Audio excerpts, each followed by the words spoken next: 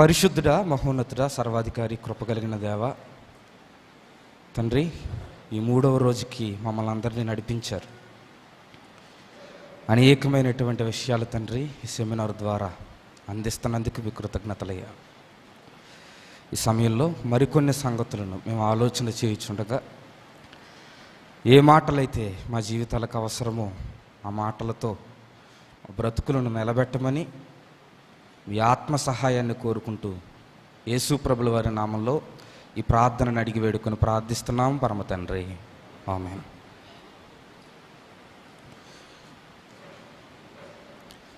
మరొకసారి కూడి వచ్చిన మీకు అందరికీ క్రీస్తు వారి పేరట నా హృదయపూర్వకమైనటువంటి వందనములను తెలియజేస్తున్నానండి. దేవుడు అనుగ్రహించిన సమయంలో కొన్ని విషయాలను మనం అందరం కలిసి ఆలోచన చేద్దాం. ఈ సెమినార్ కొలస్సీలకు రాసిన పత్రిక వివరణ మనం అందరం కూడా వింటున్నాం. సెమినార్కి నడిపించబడ్డాము అంటే ఖచ్చితంగా పాపము నుంచి విడిపించబడాలి. నడిపించబడిన తర్వాత కూడా విడిపించబడకపోతే ఆ పర్యవసానాలు చాలా తీవ్రంగా ఉంటాయి. అయితే ఈరోజు నేను కూడా కొన్ని విషయాలను మీ ముందుకు తీసుకొచ్చే ప్రయత్నం చేస్తాను. ఈరోజు నేను మాట్లాడాలనుకుంటున్నది ఆత్మ నడిపింపు అనేటువంటి విషయం గురించి నేను మాట్లాడతాను.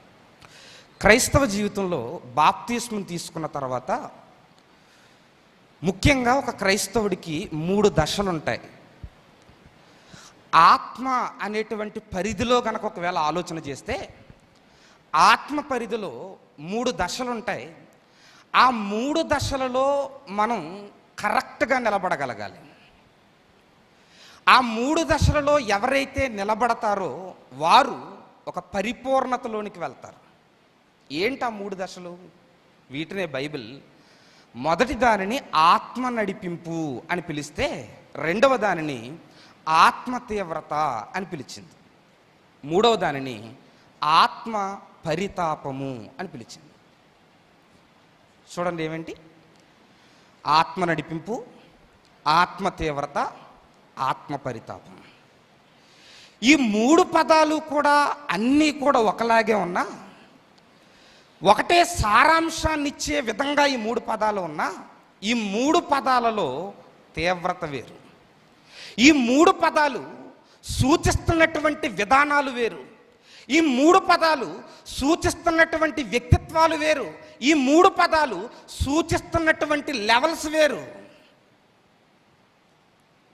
ఇప్పుడు ఈ 3 పదాల గురించి జాగ్రత్తగా ఆలోచన చేద్దాం. మొదటిది ఆత్మ నడిపింపు.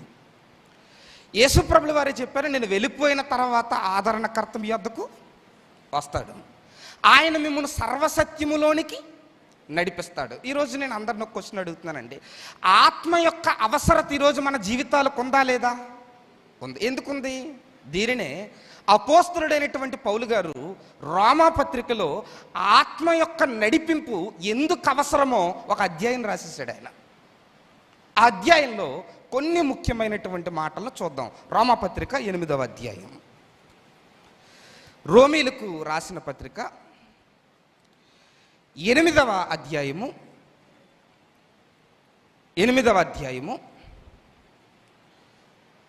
3వ వచనం నుంచి చూడండి ఒకసారి. 3వ వచనం నుంచి, శరీరమును అనుసరింపక ఆత్మను అనుసరించి నడుచుకొని మనయందు ధర్మశాస్త్ర సంబంధమైన నీతి విధి నెరవేర్చబడవలని నేను మాట్లాడుతూ కిందకు వచ్చి 5వ వచనం చూడండి. శరీరానుసారులు శరీర విషయముల మీద మనసునుంతురు, ఆత్మానుసారులు ఆత్మ విషయముల మీద మనసురుంతురు. శరీరానుసారమైన మనస్సు మరణము, ఆత్మానుసారమైన మనస్సు జీవమునై ఉన్నది. చూడండి, 2 మనసుల గురించి మాట్లాడుతున్నాడు ఇక్కడ. ఒకటి శరీరానుసారమైన మనస్సు, రెండవది ఆత్మానుసారమైన మనస్సు. ఇప్పుడు శరీరానుసారమైనటువంటి మనస్సు ఉంచకుండా ఆత్మానుసారంగా మనం ముందుకెళ్ళాలంటే మనకు ఎవరి సహాయం కావాలి? ఆత్మ సహాయం కావాలి. ఇంకా అయిపోలేదు, ఇంకా మాట్లాడుతున్నాడు చూడండి. 5-8 వచనాలు, 13 వచనం, డైరెక్ట్గా 13 వచనం. మీరు శరీరానుసారముగా ప్రవర్తించిన ఎడల చావవలసిన వారే యుందురు గాని ఆత్మచేత శరీర క్రియలను చంపిన ఎడల మీరు జీవింపబడు. ఇప్పుడు చూడండి, ఆత్మ చేత, ఆత్మ పరిధిలో, ఆత్మ నడిపింపులో ఎవరైతే ఉంటారో వారు వేటిని చంపుతారు? వేటిని చంపుతారండి? శరీర క్రియల్ని చంపేస్తారట. అంటే ఆత్మ లేకుండా మన జీవితంలో మనం శరీర క్రియలను చంపలేమా? చంపలేము. ఈ అధ్యాయం మరలా చదవండి, తర్వాత నాకు టైం లేదు, నేను వివరించట్లేదు. ఈ అధ్యాయం మొత్తం చదవండి, ఇక్కడ చాలా క్లియర్గా చెబుతాడు. ఆత్మ లేకుండా ఆత్మానుసారంగా బ్రతకలేవు, ఆత్మ లేకుండా దేవునికి కుమారుడిగా మార్చబడలేవు, ఆత్మ లేకుండా శరీర క్రియలను చంపలేవు. ఇంకా ఎక్కువ మాట్లాడితే ఆత్మ లేకుండా ప్రార్థన కూడా చేయలేవు అంటాడు. ఇంకా ఎక్కువ మాట్లాడితే ఏమంటాడో చెప్పనా? ఆత్మ లేకుండా నువ్వు క్రైస్తవుడివో కాదు అన్నటువంటి డెక్లరేషన్ కూడా నీకు తెలియదట. అందుకంటాడు, నీ ఆత్మకు సాక్ష్యం ఇచ్చేది ఆత్మే. మనలో ఉన్న ఆత్మకు సాక్ష్యం ఇవ్వాలంటే ఏ ఆత్మ? పరిశుద్ధాత్మ. ఆ పరిశుద్ధాత్మ నువ్వు దేవుల్లో ఉన్నావో లేదో, నువ్వు శరీరానుసారంగా వెళ్తున్నావో ఆత్మానుసారంగా వెళ్తున్నావో, వీటన్నిటి గురించి ఆ ఆత్మ నీకు సాక్ష్యం ఇస్తేనే కానీ నువ్వు ఎక్కడున్నావో కూడా నాకు తెలీదు. అంటే ఆత్మ నడిపింపు యొక్క అవసరత ఈరోజు మన జీవితాల్లో ఉందా? ఉంది. అందుకే బైబిల్ అంతా కూడా స్పష్టంగా చెప్పింది, ఆత్మ నడిపింపు లేకుండా నువ్వు ఏమీ చేయలేవు. చరిత్రలో ఒక ఆయన ఉన్నాడు, ఆయన పేరు, ఆ భక్తుడి పేరు రేవనార్డ్ రేవన్ హిల్ అని ఒక ఆయన ఉన్నాడు. ఆయన ఏమన్నాడు ఒకసారి చూడండి, ఆ కొటేషన్ చూడండి. ఏమన్నాడు? లియోనార్డ్ రేవన్ హిల్ అని ఆయన ఏమన్నాడు చూడండి. పరిశుద్ధాత్మ లేకుండా మనం కేవలం మన పథకాలు నెరవేర్చగలం, ఆయనతో మనం దేవుని సంకల్పాన్ని నెరవేర్చగలం. ఆత్మ లేకుండా ఏం నెరవేర్చగలం? పథకాలు. కానీ ఆత్మతో ఏమి నెరవేర్చగలం? ఈరోజు బాధాకరమైన విషయం ఏంటో చెప్పమంటారా?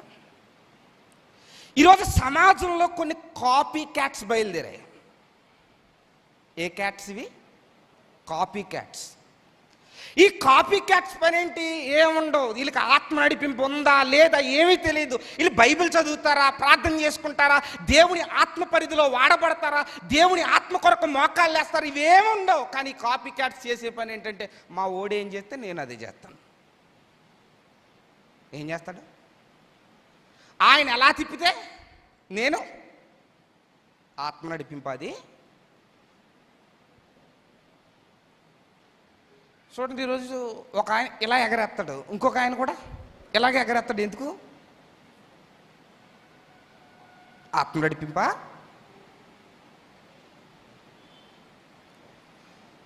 ఆత్మ నడిపింపు ఉంటే నీకు ఒక ప్రత్యేకత ఉంటుంది. ఆత్మ నడిపింపు ఉంటే నువ్వు ప్రభు కొరకు ఎలా వాడబడాలో ఆ విధానం నీకు ప్రభు నేర్పిస్తాడు. ఆత్మ నడిపింపుంటే ప్రభు కొరకు నువ్వు ఎక్కడ కష్టపడాలో ఆయనే నీకు మార్గాన్ని సరళం చేస్తాడు. నువ్వు యాక్ట్ చేసే ఎక్కలేదు.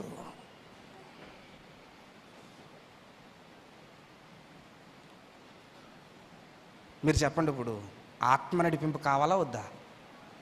ఉండాలా వద్దా? ఎవరికి కావాలి? మనల్ని నడిపించే సేవకుడికి కావాలా? మనకు కూడా కావాలా? నేను క్రైస్తవుడును అని చెప్పుకునే ప్రతి ఒక్కరికి కూడా ఈరోజు కావాల్సింది ఏంటంటే ఆత్మ నడిపింపు. ఈరోజు మన జీవితాల్లో ఒక మాట అంటామండి, ఏమనంటే, నేను దేవుల్లో నిలబడాలనుకుంటున్నాను కానండి, పలానా పర్యవసానాలు నాకు కనిపిస్తా, పలానా పరిస్థితులు నాకు కనబడుతున్నప్పుడు నేను తప్పిపోతున్నానండి. పాత నిబంధనలో ఒక ఎగ్జాంపుల్ చెప్పాడు, అదేంటో చూద్దాం ఒకసారి. అదేంటో చూద్దాం. సంఖ్యాకాండం 11వ అధ్యాయము. సంఖ్యాకాండం 11వ అధ్యాయం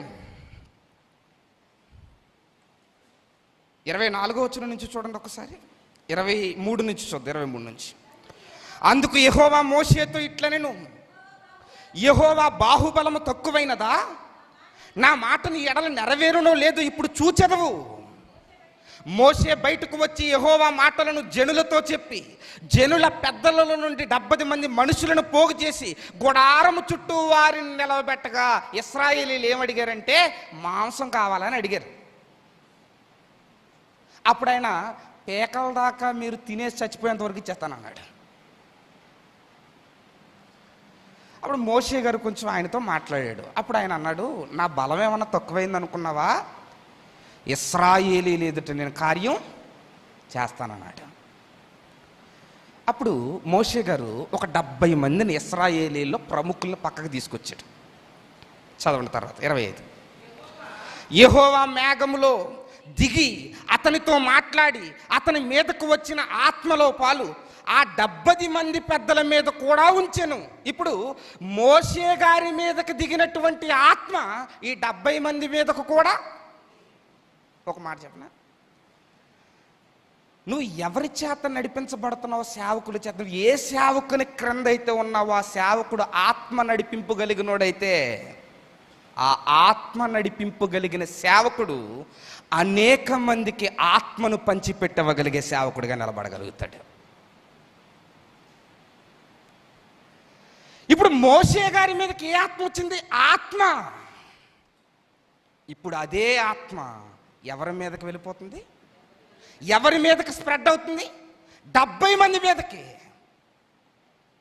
ఇప్పుడు ఈ 70 మందిలో ఒక ఇద్దరు, ఈ 70 మంది ఈ మిగిలిన వాళ్ళందరూ ఎక్కడైతే ఉన్నారో అక్కడ లేరట. వాళ్ళు బయట ఉన్నారట, వేరే చోట ఉన్నారట. చూడండి ఒకసారి 26 రోజు. ఆ మనుషులలో ఇద్దరు పాలెములో నిలిచియుండి వారిలో ఒకని పేరు ఎల్దాదు, రెండవ వాని పేరు మేదాదు. వాని మీదకు ఆత్మ నిలిచియుండెను. వారు రాయబడిన వారిలోనూ ఉండి వారు గుడారమునకు వెళ్ళక తమ పాలెములోనే ప్రవచించరు. ఇప్పుడు చూడండి, చాలా పిక్చర్ క్లియర్గా ఉంది.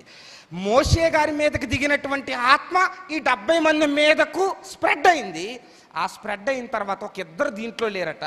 ఈ 68 మంది ఒక చోట ఉంటే ఒక ఇద్దరు ఎక్కడున్నారు? వేరే చోట ఉన్నారు. నేను అడుగుతున్నాను, అక్కడ లేనోళ్ళు కూడా ప్రవచించారా? ప్రవచించలేదా? అంటే ఎక్కడున్నా ప్రవచించారు, అక్కడున్నా ప్రవచించారు. ఇక్కడ నేను చెప్పాలనుకున్న విషయం ఏంటో తెలుసా? నీ జీవితంలో నువ్వు ఆత్మకు లోబడితే, నీ జీవితంలో నువ్వు ఆత్మకు స్థానం ఇవ్వగలిగితే, నీ ఆత్మకు విధేయతను చూపించగలిగితే, పరిశుద్ధాత్మలో నీ జీవితాన్ని కట్టుకోగలిగితే, నువ్వు ఎక్కడున్నా సరే పాపాన్ని ఎడంకాలతో తొక్కేస్తావు. పాలెములోనైనా పాలెము బయటైనా.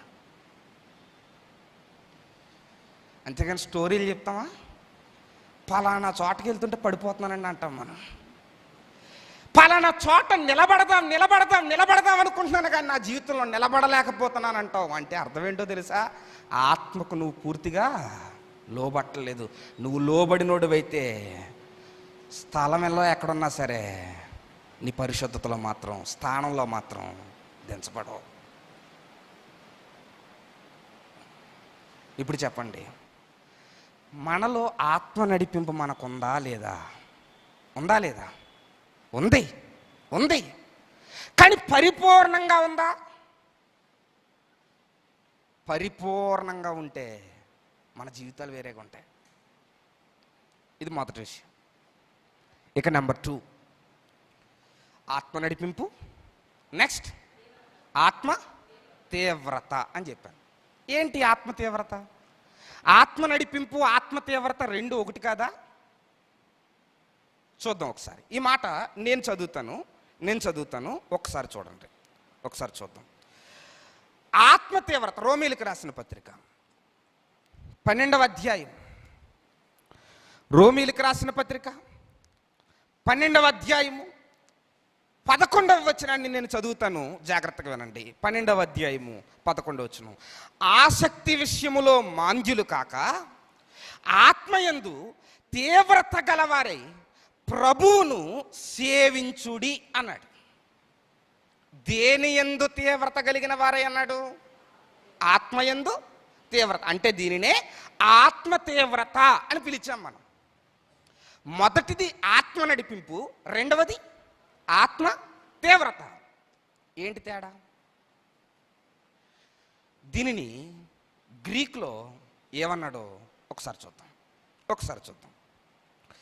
ఈ ఆత్మ తీవ్రత అనేటువంటి పదానికి అర్థం ఏమిచ్చాడో ఒకసారి చూడండి.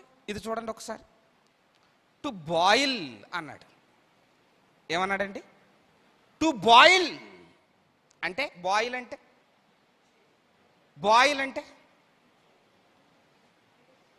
ఉడికిపోవడం, అంటే మండిపోవడం. చూడండి, మండిపోవడం, మరిగించబడ్డం. తీసేయండి.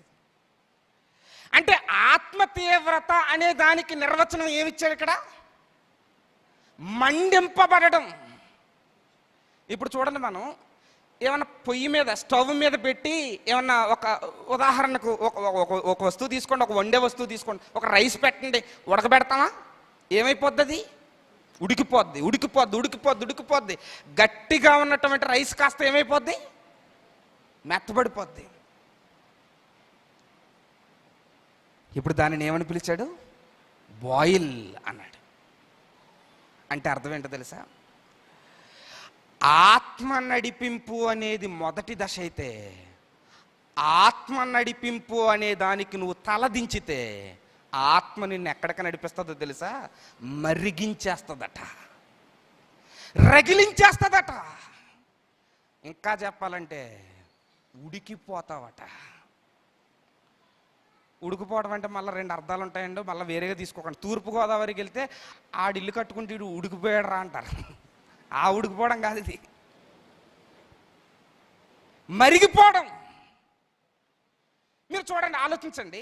ఆ ఇప్పుడు నీళ్ళే అనుకోండి, కొద్దిసేపు నీళ్ళని తీసుకోండి, వాటర్ తీసుకోండి. వాటర్ పెట్టాం, మరిగిపోతున్నాయి. ఆ మరిగిన దాంట్లో చేయటెత్తడాడనని చేయడతాడా? పోనీ పెడితే ఏమవుద్ది? అంటే మన ఇంట్లో కుక్కర్ పెడితేనే 100 జాగ్రత్తలు తీసుకుంటాం. ఎందుకు? జాగ్రత్తగా పైన ఉన్న క్యాప్ని ఎలా లేపుతాం, ఆ లోపల ఉన్నటువంటి ప్రెజర్ అంతా బయటకు వదిలేయాలని. ఎవడన్నా వెళ్ళి ఆ కుక్కర్ని ఎలా తీసేసాడు అనుకోండి, ఏమైపోతాడు?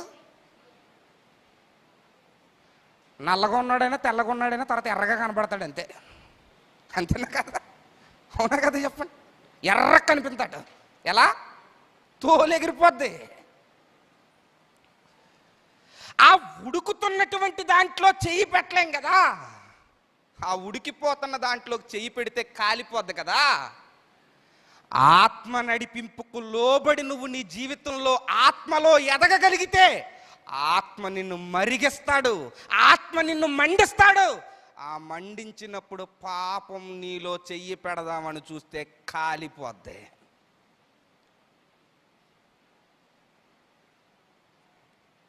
అర్థమైందండి? అర్థమైంది? ఇప్పుడు పాపం మనల్ని ఏమైనా చేయగలదా? కాలిపోద్ది. కాకపోతే ఏంటంటే, ఆ మరిగింపబడుతున్న నీవు ఒక చోట ఉంటావు, ఆ చోటుకి నిన్ను పాపం అటాక్ చేద్దామని వస్తే నిన్నేమీ చేయలేదు. ఇప్పుడు చెప్పండి, ఆత్మ తీవ్రత మనకి కావాలా? ఇప్పుడు ఆత్మ తీవ్రత అనేది రావాలంటే ఏం చేయాలి? ఆత్మ నడిపింపుకు లోబడాలి. లోబడితే ఆత్మ నిన్ను మండిస్తాడు, రగిలిస్తాడు. అప్పుడు సెకండ్ లెవెల్కి వెళ్తావు. ఆ సెకండ్ లెవెల్లో, ఫస్ట్ లెవెల్లో నువ్వు అన్నావు పాపాన్ని జయించలేకపోతున్నానండి. సెకండ్ లెవెల్లో నువ్వు అంటావు పాపాన్ని కాలుతో తొక్కేస్తాను. అందుకే పౌలు గారు అన్నారు, నేను ఈ భూమి మీద మంచి పోరాటము పోరాడి రగిలిపోయాను.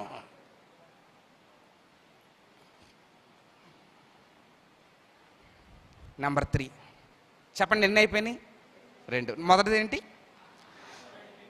రెండవది తీవ్రత. ఇప్పుడు మూడోది చూద్దాం. అపోస్తల కార్యములు. ఈ వచనాన్ని కూడా నేనే చదువుతాను. అపోస్తల కార్యములు 17వ అధ్యాయము. అపోస్తలుల కార్యములు 17వ అధ్యాయము 16వ వచనాన్ని నేను చదువుతాను, ఒకసారి జాగ్రత్తగా విందాం. 16. పౌలు ఎథెన్సులో వారి కొరకు కనిపెట్టి ఉండగా ఆ పట్టణము దురవస్థతో నిండి ఉండుట చూచినందున అతని ఆత్మ ఏం పట్టలేకపోయెను? పరితాపము పట్టలేకపోయెను. ఇప్పుడు చూడండి, ఆత్మ తీవ్రతకి ఆత్మ పరితాపానికి తేడా ఏంటి? చాలా సింపుల్, పెద్ద మర్మమేం కాదు ఇది, చాలా సింపుల్, జాగ్రత్తగా విన్నాం. ఆత్మ తీవ్రతలో నీలోనికి పాపం వస్తే కాల్చేస్తావు. ఆత్మ పరితాపంలో నీ పక్కనోళ్ళలోనికి పాపం వచ్చినా కాల్చేస్తావు. మాకు ఇదేం అర్థం కాలేదండి, ఒక మాటలో చెప్పండి అంటే, ఆత్మ తీవ్రతలో నీ వ్యక్తిగత జీవితాన్ని నిలబెట్టుకుంటావు, ఆత్మ పరితాపంలో అనేకుల జీవితాలను నిలబెట్టేవాడిగా నిలబడతావు. అందుకే పౌలు గారు తనను చూచి పరితాపం కాదట, ఎథెన్సు పట్టణములో ఉన్నటువంటి వారిని చూచి, ఆ పట్టణంలో ఉన్న వారిని చూచి పరితాపం. తట్టుకోలేకపోతున్నాడు, ఆయన తట్టుకోలేకపోతున్నాడు తన జీవితంలో. ఎందుకు?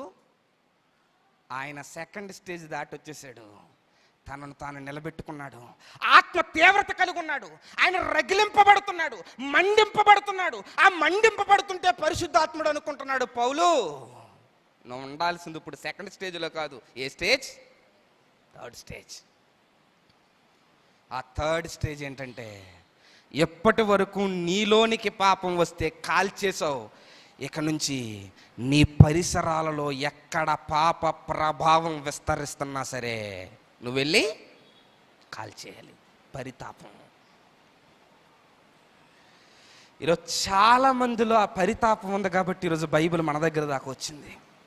చాలా మందిలో ఈ పరితాపం ఉంది కాబట్టి ఈరోజు మనం అందరం కూడా క్రైస్తవులుగా నిలబడగలుగుతున్నాం. చాలా మంది ఆ పరితాపంతో ప్రాణాలను కూడా లెక్క చేయలేదు కాబట్టి ఈరోజు మన జీవితాలను వారు నిలబెట్టారు. స్టెఫన్ గారికి తెలీదా చంపేస్తారని? తెలీదా? తెలుసు.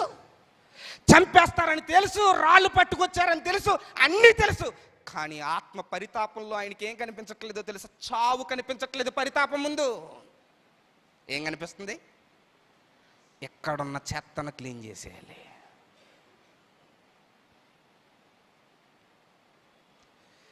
ఈరోజు మనలో ఈ పరితాపం ఉందా? ఆలోచించండి ఒకసారి. పరితాపం కూడా పక్కనెట్టండి, మొదటి యాంగిల్లోనే ఆత్మ మాలో ఉన్నాడో లేడో మాకు డౌట్ వస్తుంది. ఏం కంగారు పడకండి, బాప్తిస్మం తీసుకున్న తర్వాత ఖచ్చితంగా ఆత్మ మనలో ఉంటాడు. కాకపోతే నువ్వు ఆయనకి ఛాన్స్ ఇవ్వకపోతే ఆయన సైలెంట్ స్టేట్లో ఉంటాడు. నువ్వు ఒక్కసారి ఆయనకి నువ్వు ఛాన్స్ ఇవ్వగలిగితే ఆ సైలెంట్ స్టేట్ నుంచి ఏ స్టేట్లోకి వస్తాడు? నిన్ను నడిపించే స్టేట్లోకి వస్తాడు. ఆ నడిపించే స్టేట్లోంచి నిన్నెక్కడికి తీసుకెళ్తాడు? తీవ్రతలో నీలో ఉన్నటువంటి పాపాన్ని దహించేస్తావు, పరితాపంలో పక్కనోళ్ళలోకి వచ్చిన దహించేస్తావు. ఎగ్జాంపుల్ చెప్పండి, మాకేం అర్థం కాలేదు అంటే, చరిత్రలో ఒక ఆయన ఉన్నాడు, ఆయన పేరు ఫినిహాసు. ఇప్పుడు ఈయన్ని చూస్తే ఈయన కోపం రాలేదట, పక్కన ఎవడో పాపం చేస్తుంటే ఈట తీసుకుని పొడి చేసాడంట. అంతే.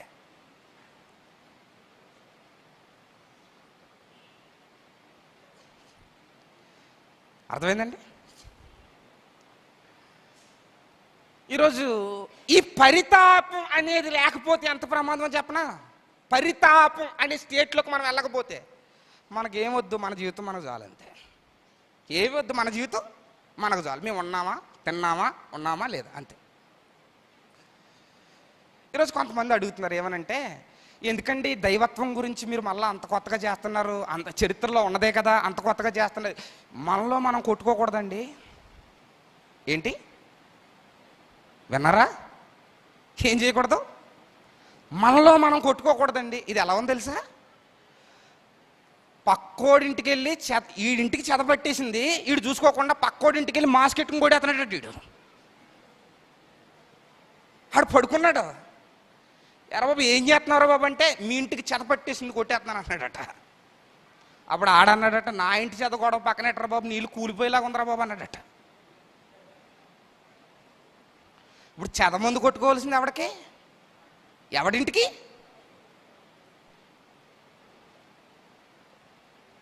ఈరోజు దైవత్వం గురించి మాట్లాడుతుంటే ఏమంటున్నారంటే, ఎందుకు ఈ గొడవలు? గొడవలు కాదు, నీకు చరిత్ర తెలిస్తే మొదటి 5 శతాబ్దాలలో అదే గొడవ. ఏ గొడవ? అదే గొడవ.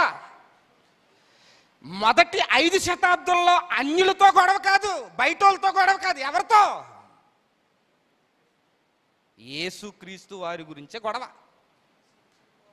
చూడండి ఒకసారి, ఒక చార్ట్ చూపిస్తాడు చూడండి మీరు. ఆ తర్వాత స్క్రీన్ షాట్ తీసుకోండి, చూడండి చార్ట్ మొత్తం. అది మొదటి 5 శతాబ్దాలను కూర్చున్నటువంటి చార్ట్ అది. ఇప్పుడు ఆ చార్ట్ని జాగ్రత్తగా చూస్తే ఆ మొదటి టైటిల్ ఏంటి? యేసుక్రీస్తు వారి గురించే. Relation of the Christ and father. ఎవరి గురించి? యేసుప్రభుల వారి గురించే. అప్పుడు మరలా ఆ టాపిక్ మీద కింద వచ్చినటువంటి సిద్ధాంతాలు, కింద జరిగినటువంటి సభలు, కింద జరిగినటువంటి కౌన్సిల్స్. ఇప్పుడు పక్కన ఇంకోటి కూడా వేసాడు, రిలేషన్ ఆఫ్ క్రైస్ట్ నేచర్. ఇప్పుడు మరలా ఆ కిందంతా కూడా మరలా దాని గురించి వివరణ. ఇది మొదటి 5 శతాబ్దాల్లో జరిగింది ఏంటి? వేటి గురించి? క్రీస్తు దైవత్వం గురించి మొదటి 5 శతాబ్దాలలో అన్ని జరిగే ఈవెంట్స్ అన్ని. ఒకవేళ కనుక మీరు చెప్పండి, అప్పటిలోనే ఆ మొదటి 5 శతాబ్దాల్లోనే వచ్చినటువంటి ఆ దుర్బోధన కనుక ఖండించకపోతే ఈరోజు మనం ఎక్కడుందో? ఆ రోజు రచ్చ జరిగి మంచిదైందా? రచ్చ జరిగి మంచిదైందా చెడ్డదైందా?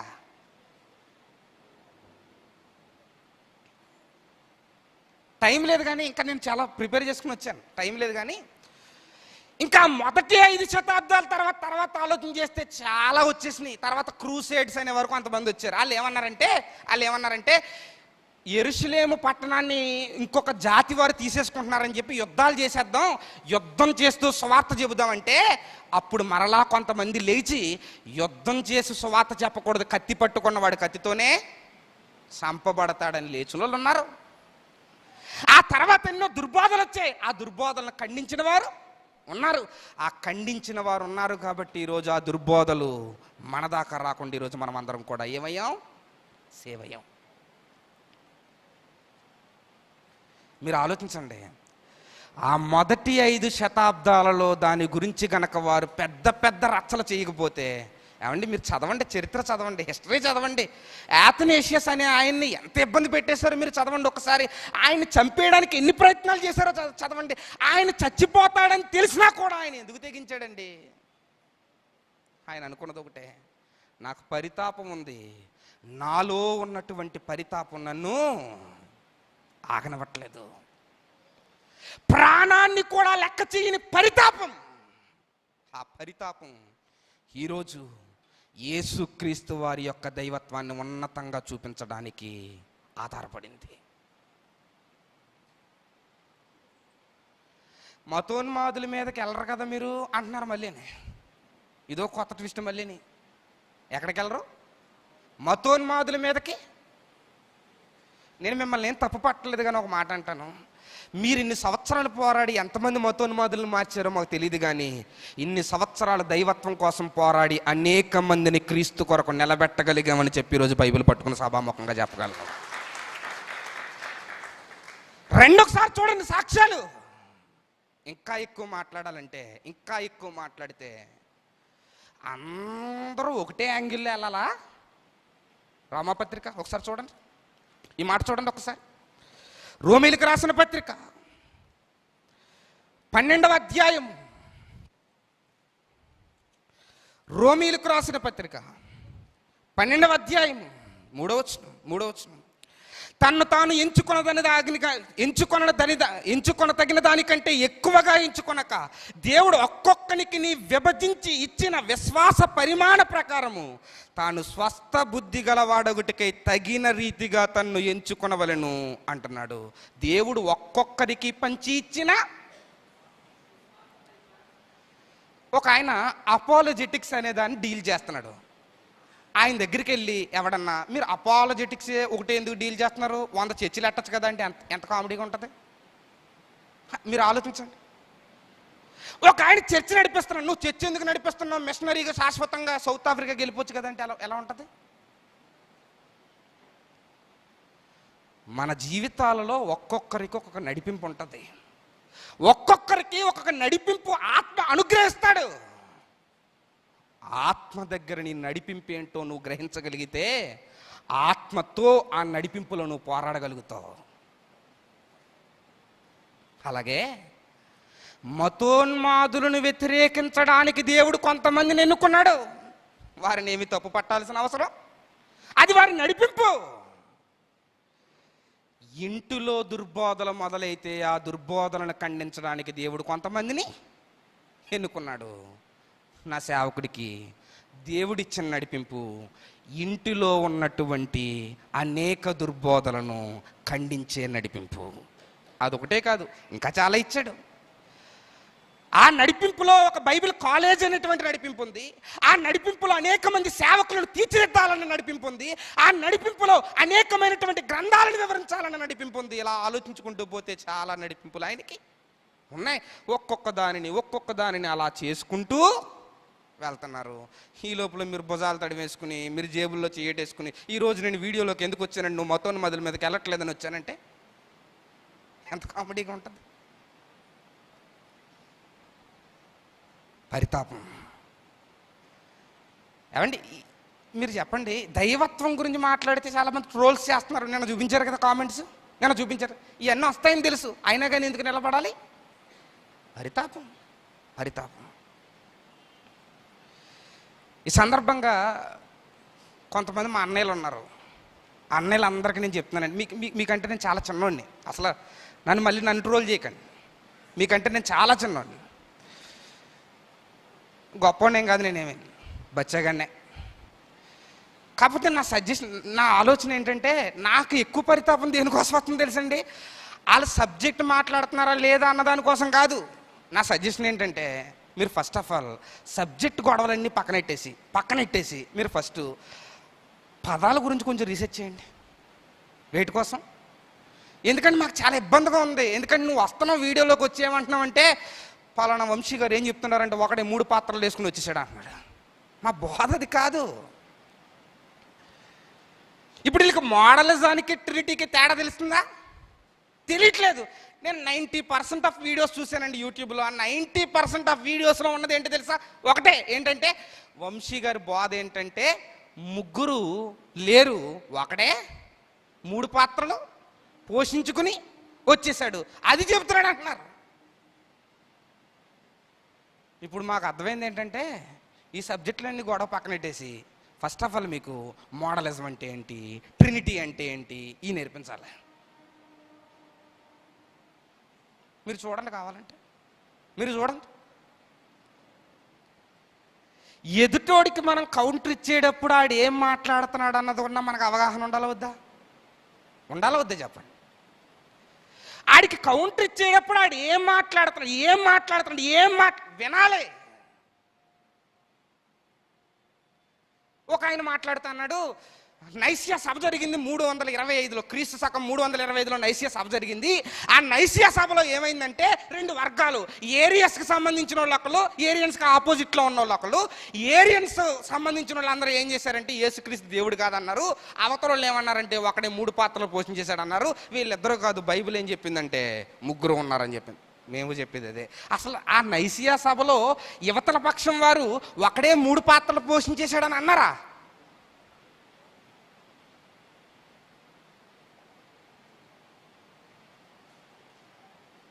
మీరు చదవండి ఒకసారి, మరలా ఆలోచించండి.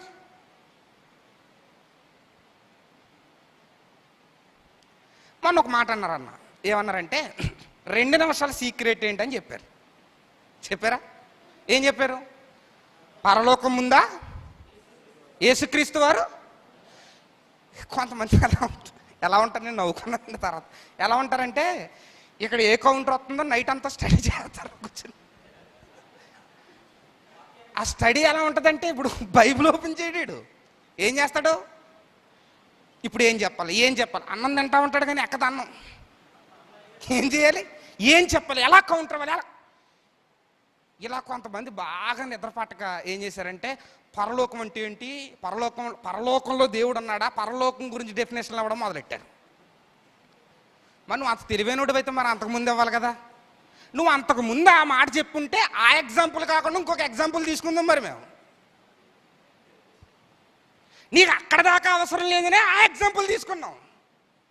ఒకవేళ పరలోకం అంటే ఏంటో తెలుసా అనే మాట నువ్వు అనుంటే అప్పుడు కౌంటర్ ఎలా ఉందని తెలుసా? పుట్టాడు అని నువ్వు అన్నావంటే ఒక కాలానికి పరిమితం చేస్తున్నావా లేదా? ఇప్పుడు పుట్టాడు అని నువ్వు అన్నావంటే పుట్టలేని కాలం ఉందని చెబుతున్నావా లేదా?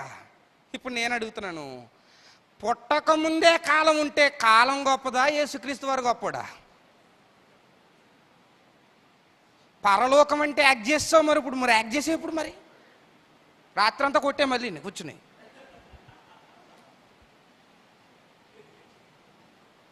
ఆలోచించండి. అంటే ఆయన ఏమడుగుతున్నాడు, దానికి ఎలా ఎదురు, అది కాదు, బైబిల్ ఆలోచించండి. బైబిల్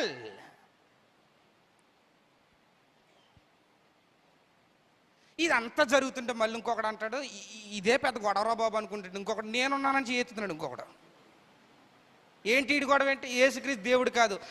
నీ చాప్టర్ అయిపోయింది ఎప్పుడో. నీ చాప్టర్ అయిపోయింది ఎప్పుడో. ఇప్పుడు మళ్ళీ నీకు వ్యూస్ రావడం కోసం నువ్వు వచ్చి నేనున్నాను నన్ను పట్టించుకోండి. నేను పట్టించుకునేంత టైం లేదు మాకు ఈ పోరాటాలతోనే సరిపోతుంది ఇక్కడ. నీకు అంతకీ పట్టించుకోవాలంటే ఒక డేట్ చెప్తానన్నారు కదా, వచ్చే ఆ రోజు వచ్చే. కాకపోతే నోట్ ఏంటంటే రెఫరెన్స్లు బాగా చూసుకునిరా. అర్థమైందా? నిన్నే ఒక ఆడియో రిలీజ్ అయింది. ఒక రెఫరెన్స్ చెప్పమంటే చెప్పట్లేదు. 4 సంవత్సరాల నుంచి పోరాడుతున్నారు.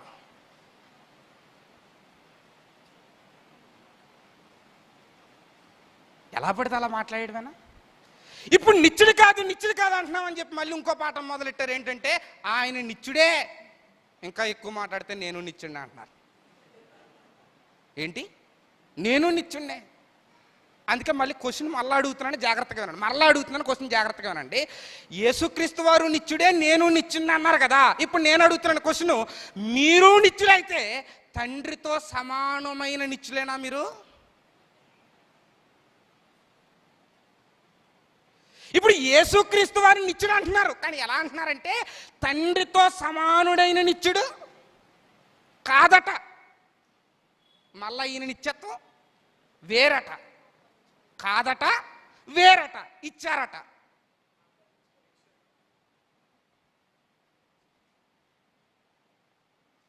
ఇప్పుడు నేను అడుగుతున్నాను క్వశ్చన్, యేసుక్రీస్తు వారిని నిన్ను సమానం చేసేసుకుని మా నిత్యత్వం వేరు, తండ్రి నిత్యత్వం వేరు అంటున్నావు కదా. అలాంటప్పుడు యేసుక్రీస్తు వారు ఎందుకు రావాలి భూమి మీదకి ప్రాణం పెట్టడానికి? నిన్ను పంపేయాల్సింది సరిపోదు, అంతే కదా? మనల్ని పంపేయాల్సింది. ఎందుకంటే మనకి ఆయనకి తేడా ఏముంది పెద్ద?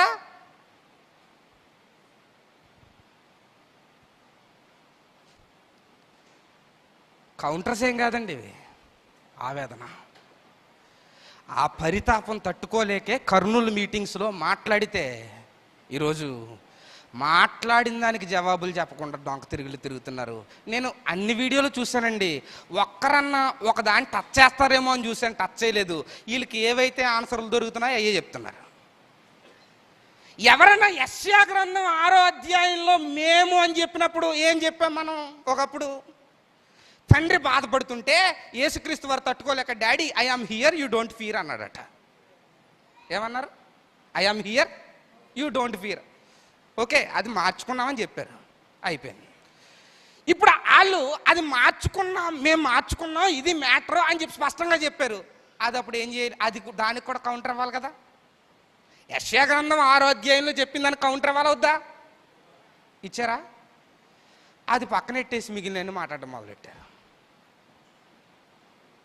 అంటే మాకు వేటికైతే ఆన్సర్లు దొరుకుతాయి అవే మాట్లాడతాం, ఇకేవి మాట్లాడడం. ఈరోజు నేను ఇదే బైబిల్ పట్టుకొని చెప్తున్నాను. ఏది మినిస్ట్రీలో ఉన్నాం, ఆ మినిస్ట్రీకి డప్పు కొడుతున్నాం, అదంతా కాదు. బైబిల్ పట్టుకొని చెప్తున్నాను.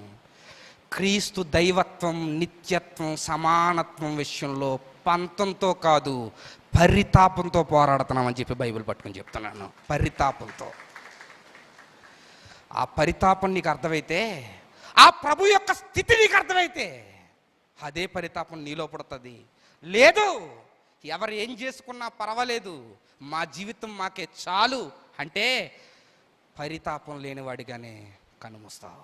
జాగ్రత్త. ఎన్ని దశలు? 3. నెంబర్ 1 ఆత్మ నడిపింపు, నెంబర్ 2 ఆత్మ తీవ్రత, నెంబర్ 3 ఆత్మ పరితాపం. కాబట్టి ఆ పరితాపంతో పోరాడుతున్నాము కాబట్టి మీరు కూడా కొంచెం జాగ్రత్తగా పోరాడండి. ఎలా పడితే అలా మాట్లాడకండి, ఎలా పడితే అలా కామెంట్స్ పెట్టేయకండి. అర్థమైందా? కామెంట్స్ పెట్టేయకండి. నేను ఒక ఆయన ఎవరో పెట్టారు, వంశీ గారు పలానా సంస్థలో ఉన్నప్పుడు మాట్లాడిన త్రిత్వం మెసేజ్ ఇదని పెట్టాడు. నువ్వు చెప్పడం ఏంటి, మేమే చెప్పాం అది తప్పని. ఇప్పుడు మళ్ళీ కొత్తగా మర్మంగా చెప్పాలేంటి? మర్మంగా చెప్పక్కర్లేదు. ఆల్రెడీ ఒప్పేసుకున్నారు డైరెక్ట్గా. ఏమని? అంతకుముందు మిస్టేక్ జరిగింది, అది మార్చుకున్నాం, ఇదిగో ఇది బైబిల్ పోదా అని చెప్పారు. మళ్ళీ ఇప్పుడు కొత్తగా ఏంటి మళ్ళీని? అక్కడ దాని కింద ఒకటి కామెంట్ పెట్టాడు మళ్ళీ. ఏమనంటే, ఈ మెసేజ్ చాలా నీట్గా సేవ్ చేసుకో అన్నా అని పెట్టాడు. ఎలా చేయాలి? నేను హార్డ్ డిస్క్లో దాస్తాను ఇక్కడ. చూడండి ఎలా ఉందో. కాబట్టి ఆలోచించండి. నీకు అవసరమైనప్పుడు మళ్ళీ నన్ను అడిగి నేను పంపుతాను నీకు. కాబట్టి ఆలోచించండి. అందరికీ చెప్పారు ఏమనంటే, ఒక రోజు ఉంది, ఆ రోజు ఒక కౌన్సిల్ పెడతాం, ఆ కౌన్సిల్లో మీ వాదనలు మీరు వచ్చి వినిపించుకోండి. ఈ లోపల మీరు బాగా కామెంట్ల మీద పెట్టే ధ్యాస, వీడియోల మీద పెట్టే ధ్యాస, మీరు సబ్జెక్ట్ మీద పెట్టి బాగా ప్రిపేర్ అయ్యేయండి. ఆ రోజు తేలిపోద్ది కదా. కాబట్టి ఈరోజు ఒకటే చెప్తాను, ఒకటే గెలుస్తుంది చివరికి, అదే ఆత్మ పరితాపం మాత్రమే గెలుస్తుంది. ఈ పరితాపం అనేకులలో రగలాలి. యేసుక్రీస్తు వారిని గూర్చినటువంటి పరితాపం మన హృదయాలలో మొదలవ్వాలి. ఆయన కొరకు మన ప్రాణాన్ని సైతం లెక్క చేయలేని వారిగా ప్రభు కొరకు నిలబడగలగాలట్టి కృప ప్రభు మనకందరికీ అనుగ్రహించి నడిపించునుగాక. ప్రార్థన చేసుకుందాం. పరిశుద్ధుడ మహోన్నతుడా తండ్రి, అనేకమైన విషయాలు మేము ఆలోచించామయ్యా. అవును తండ్రి, యేసు ప్రభుల వారిని గూర్చి ఈరోజు సమాజం ఎలా పడితే అలా నోటికి ఇష్టం వచ్చినట్టు మాట్లాడుతున్నారు. అది ఆత్మ పరితాపం మాకుంటే ఆయన స్థితిని మేము గుర్తించేవారు. ఆ పరితాపాన్ని అడ్డగిస్తుంది మా పొగరు, మా అహం. ఆ పొగరు పక్కన పెడితే ఆయన స్థితి ఏంటో మాకు అర్థమవుతుంది. అనేకుల మనోనేత్రాలను వెలిగించండి. సంఘ క్షేమము నిమిత్తం ఇలాంటి విషయాలు అనేక దాసులు నిలబెట్టి రగిలించండి. మీ ఆత్మలో తీవ్రత, మీ ఆత్మలో పరితాపం కలిగిన వారిగా మా జీవితాలను ముందుకు కొనసాగించమని కోరుకుంటూ ఈ చిన్న ప్రార్థనను క్రీస్తు వారి పేరట అడిగి వేడుకుని ప్రార్థిస్తున్నాము పరమ తండ్రి. ఆమెన్. ఆమెన్. అందరికి వందనాలండి. Thank you so much.